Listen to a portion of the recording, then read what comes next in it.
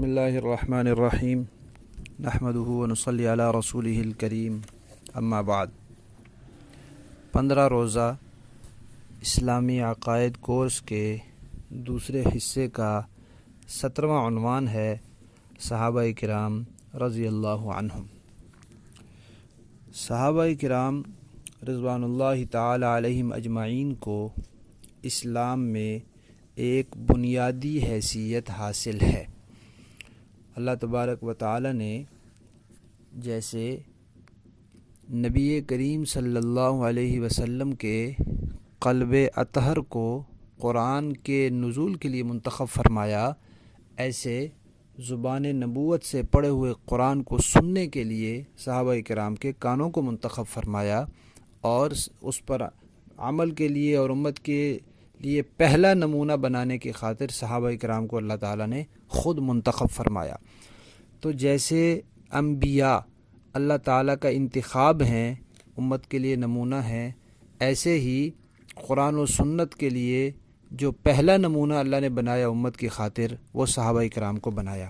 تو اس لیے ہمارا یہ عقیدہ ہے کہ نبی کریم صلی اللہ علیہ وسلم کے تمام صحابہ کرام یہ اللہ تعالیٰ کا انتخاب ہیں، ان کے اندر کوئی عیب نکالنا یا ان پر اعتراض کرنا یہ اللہ تعالیٰ کے انتخاب پر اعتراض ہے۔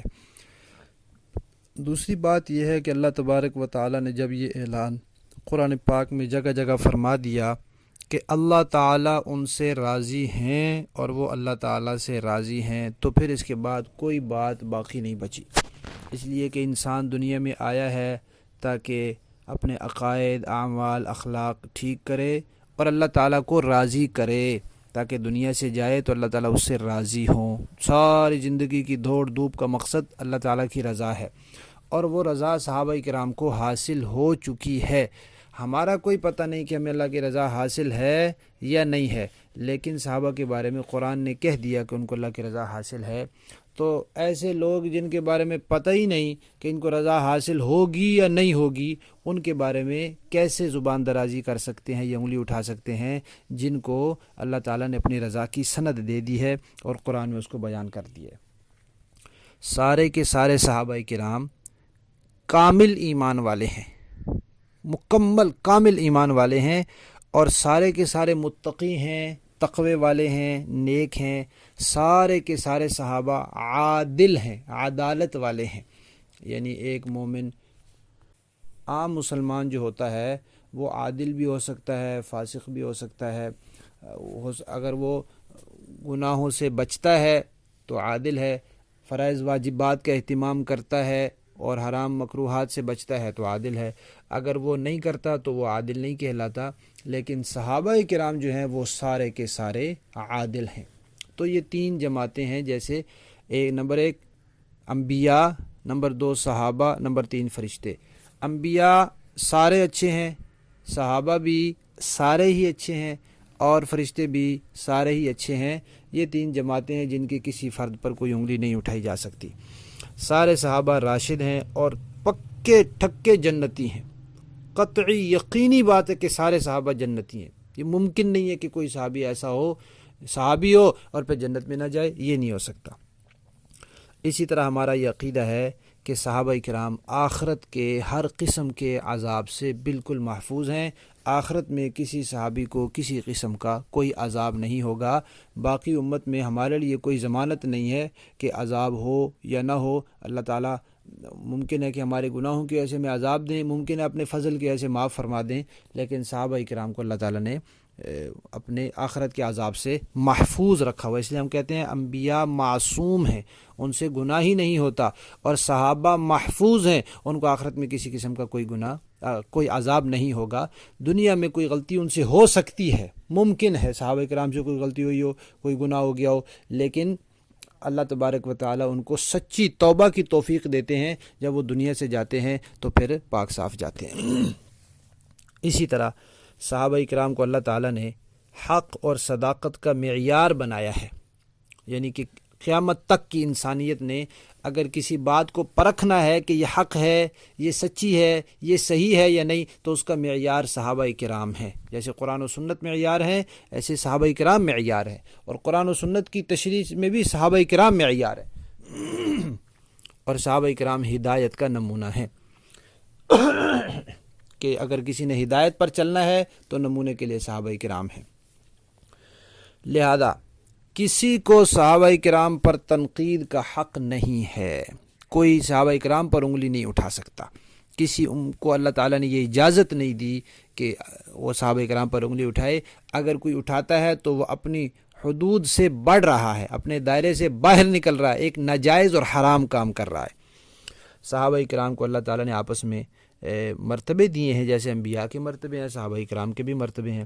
صحابہ کرام میں جو بیعت رضوان والے ہیں، صلح حدیبیہ والے، وہ باقی صحابہ سے افضل ہیں۔ پھر ان میں جو بدر والے لوگ ہیں وہ ان میں وہ زیادہ افضل ہیں، اور پھر ان میں جو مہاجر ہیں وہ ان سے بھی زیادہ افضل ہیں، کیونکہ بدر میں مہاجر بھی تھے، انصار بھی تھے۔ اور پھر جو مہاجرین ہیں ان میں سے 10 مبشرہ 10 صحابہ جن کا نام لے کر حضور نے ایک ہی مرتبہ میں ان کو جنت کی بشارت دی، وہ افضل ہیں۔ پھر 10 مبشرہ میں سے 4 جو خلفائے راشدین ہیں وہ افضل ہیں۔ پھر سب سے افضل جو ہیں حضرت ابو بکر ہیں، پھر حضرت عمر ہیں، پھر حضرت عثمان ہیں، پھر حضرت علی ہیں رضی اللہ عنہ۔ تو حضرت ابو بکر کے سب سے افضل ہونے پر امت کا اجماع ہے، اور حضرت ابو بکر کی صحابیت تو قرآن سے ثابت ہے، اس لیے کوئی اگر حضرت ابو بکر کے صحابی ہونے کا انکار کرتا ہے تو وہ مسلمان نہیں رہتا، کیونکہ پھر یہ قرآن کا انکار ہے۔ اور ایک اہم بات یہ ہے کہ صحابہ کرام میں بھی آپس میں اختلافات رہے ہیں، جیسے اور انسانوں میں ہوتے ہیں، بعض انبیاء میں بھی آپس میں اختلاف رہے ہیں، قرآن میں اس کا تذکرہ ہے۔ تو صحابہ کرام کے بھی آپس میں اختلافات رہے ہیں، لیکن وہ اختلافات کیسے تھے؟ سیاسی اختلافات، انتظامی اختلافات اور فقہی مسائل کے، شرعی مسائل کے اختلافات تھے، حق اور باطل کے اختلاف نہیں تھے کہ ایک حق پر ہو اور دوسرا باطل پر ہو، ایسے نہیں ہے۔ اجتہادی اختلافات تھے کہ کوئی مسئلہ تھا جو ان کے لیے واضح نہیں تھا، تو اس میں ایک طرف کے لوگوں نے ایک رائے قائم کی، دوسرے طرف کے لوگوں نے دوسری رائے قائم کی۔ تو اجتہادی اختلاف بھی تھے، سیاسی انتظامی اختلافات بھی تھے، لیکن حق اور باطل کے اختلاف نہیں تھے۔ ایسا کوئی اختلاف صحابہ کرام میں نہیں تھا کہ ایک طرف کے لوگوں کو حق پر اور دوسری طرف کے لوگوں کو باطل، یا ایک طرف کے لوگوں کو صحیح اور دوسری طرف کے لوگوں کو غلط کہا جا سکے۔ غلط نہیں کہا جا سکتا، ہاں یہ کہا جا سکتا ہے کہ ایک طرف کے لوگ جو تھے وہ ان کا اجتہاد صحیح تھا اور دوسرے لوگوں سے اجتہادی خطا ہو گئی۔ اجتہادی خطا ہو سکتی ہے، نبی سے بھی ہو سکتی ہے، صحابی سے بھی ہو سکتی ہے، اس سے کوئی صحابی کی شان میں کمی نہیں آتی، جیسے اسے نبی کی شان میں کمی نہیں آتی، لیکن غلطی نہیں کہہ سکتے کہ غلط تھے وہ یا باطل تھے وہ، یہ نہیں کہہ سکتے۔ جیسے مشہور اختلاف ہوا حضرت علی رضی اللہ تعالیٰ عنہ اور حضرت سیدنا امیر معاویہ رضی اللہ تعالیٰ عنہ کا آپس میں ایک بڑا اختلاف ہوا اور رہا، اور پھر حضرت علی رضی اللہ تعالیٰ عنہ کے بیٹے جو تھے حضرت حسن، ان کے زمانے میں پھر وہ ختم ہو گیا۔ تو اس اختلاف کو اجتہادی اختلاف کہتے ہیں۔ بہت سی نبی کریم صلی اللہ علیہ وسلم کی احادیث اور روایات کی روشنی میں اہل سنت والجماعت کا 1400 سال میں یہی موقف رہا ہے کہ اس اجتہاد میں حضرت علی رضی اللہ تعالیٰ عنہ کی رائے زیادہ درست تھی، اور حضرت امیر معاویہ رضی اللہ تعالیٰ عنہ سے اجتہادی خطا ہو گئی۔ اجتہادی خطا کا کیا مطلب ہوتا ہے؟ ان کو بھی ایک نیکی مل گئی۔ اجتہادی خطا پہ نیکی ملتی ہے۔ نبی کریم صلی اللہ علیہ وسلم کا ارشاد ہے کہ جو مجتہد ہوتا ہے، اجتہاد کا اہل ہوتا ہے، وہ جب اپنی کوشش لگا کے اجتہاد کر دیتا ہے، اگر اس کو غلطی ہے تو انسان، اگر اس کو غلطی لگ جائے تو اس کو بھی اللہ تعالیٰ ایک نیکی دیتے ہیں۔ تو جس کام پر اللہ تعالیٰ اس کو نیکی دے رہے ہیں، اس کام پر ہم کسی کو پرتان و تشنیع تو نہیں کر سکتے، ہمارے لیے نہیں جائز کہ ہم اس پرتان و تشنیع کریں۔ تو صحابہ کرام کے آپس کے اختلافات اجتہادی اختلافات ہیں۔ حق اور باطل کے لیے کسی طرف کے لوگوں کو باطل نہیں کہہ سکتے۔ کوئی نہیں کہہ سکتا کہ نعوذ باللہ حضرت امیر معاویہ رضی اللہ تعالیٰ عنہ باطل پر تھے یا حضرت علی باطل پر تھے، یہ دونوں باتیں غلط ہیں، یا یہ کہیں کہ وہ غلط تھے، یہ نہیں کہے۔ بس زیادہ سے زیادہ اتنی بات ہے کہ بس اجتہادی اختلاف تھا، اجتہادی خطا ہوگی، بس اس سے زیادہ ہماری زبان نہیں اجازت کہ ہم کوئی لفظ صحابہ کرام کے بارے میں نکالیں۔ اسی طرح جیسے صحابہ کرام کے آپس کے اختلافات اجتہادی ہیں، کوئی حق اور باطل کا اختلاف نہیں ہو سکتا، اسی طرح صحابہ کرام میں کوئی بدعت بھی نہیں ہو سکتی۔ بدعت کی حد صحابہ کے بعد شروع ہوتی ہے. صحابہ کا کوئی عمل بدعت نہیں کہا جا سکتا. بعض لوگ انتہائی بے شرمی کے ساتھ اور انتہائی بے ادبی اور گستاخی کے ساتھ حضرت عمر رضی اللہ تعالیٰ کو بدعتی کہہ دیتے ہیں، اور بعض بدبختوں نے حضرت امیر معاویہ رضی اللہ تعالیٰ کو بدعتی لکھ دیا ہے. نعوذ باللہ، یہ انتہائی گستاخی اور بے ادبی کی بات ہے. صحابہ کرام کا کوئی عمل بدعت نہیں ہے. بدعت کی حد صحابہ کے بعد شروع ہوتی ہے. جب حضور نے صحابہ کو نمونہ بنایا ہے، اللہ تعالیٰ نے صحابہ کو نمونہ بنایا ہے اور صحابہ کے ایمان جیسے ایمان والوں کو ہدایت پر قرار دیا ہے، تو پھر بدعت کہاں سے آگے؟ پھر تو نعوذ باللہ یوں کہو کہ اللہ تعالیٰ نے بدعت کو نمونہ بنا دی. اگر صحابہ سے بدعت ہو سکتی ہے تو پھر گویا یہ اللہ تعالیٰ پر اور حضور پر الزام ہے کہ اللہ تعالیٰ کہہ رہے ہیں کہ نعوذ باللہ ان بدعتیوں جیسا ایمان لاؤ تو قابل قبول ہے، اور نعوذ باللہ حضور کہہ رہے ہیں کہ ان بدعتیوں پر چلو تو وہ میری سنت پر چلنے جیسا ہے. تو یہ اگر کوئی صحابہ کو بدعتی کہتا ہے تو وہ اللہ تعالیٰ اور نبی کریم صلی اللہ علیہ وسلم پر اعتراض کرتا ہے. ایسے بدبخت کو اپنے ایمان کی فکر کرنی چاہیے. سورہ انفال کی آیت نمبر 47 میں ہے اولئک هم المؤمنون حقا، وہ پکے ٹھکے مومن ہیں. اور بہت جگہ قرآن پاک میں ہے. سورہ توبہ کی آیت نمبر 100 میں بھی ہے رضی اللہ عنہم ورضوا عنہ، اللہ ان سے راضی ہو گئے، وہ اللہ سے راضی. اور سورہ حدید کی آیت نمبر 10 میں ہے وَكُلًّا وَعَدَ اللَّهُ الْحُسْنَى، ان سب سے اللہ نے بھلائی اور اچھائی کا وعدہ کر لیا ہے. اور سورہ بقرہ کی آیت نمبر 137 میں اللہ تعالیٰ فرماتے ہیں فَإِنْ آمَنُوا بِمِثْلِ مَا آمَنْتُمْ بِهِ فَقَدِ اهْتَدَوْا، صحابہ کرام جیسا ایمان لاؤ تو پھر، یعنی کہ جن چیزوں پر وہ ایمان لے ان پر تم بھی لاؤ. یعنی جتنی ان کی ایمان کی طاقت تھی اتنی تو نہیں ہو سکتی ہماری، لیکن جن چیزوں پر وہ ایمان لائے ہیں تم بھی لاؤ تو تم کامیاب ہوگے، ورنہ نہیں.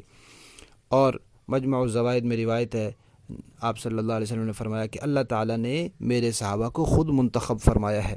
اور مسلم شریف میں روایت ہے، آپ نے فرمایا کہ میرے صحابہ میں سے کسی کو برا نہ کہو، کسی کے بارے میں کوئی نازیبا نامناسب لفظ نہ کہو. اور ترمذی میں تو آپ نے فرمایا، جو ہم جمعے میں سنتے رہتے ہیں، اللہ اللہ فی اصحابی، میرے صحابہ کے بارے میں اللہ سے ڈرنا، اللہ سے ڈرنا. اور ایک مصنف عبد الرزاق کی روایت ہے، آپ صلی اللہ علیہ وسلم نے فرمایا اکرموا اصحابی، میرے صحابہ کا اکرام کرو، اس لیے کہ وہ تم میں سب سے بہتر ہیں. تو پوری امت میں سب سے بہتر، بلکہ انبیاء کے بعد پوری دنیا میں جو سب سے بہتر ہیں وہ صحابہ کرام ہیں.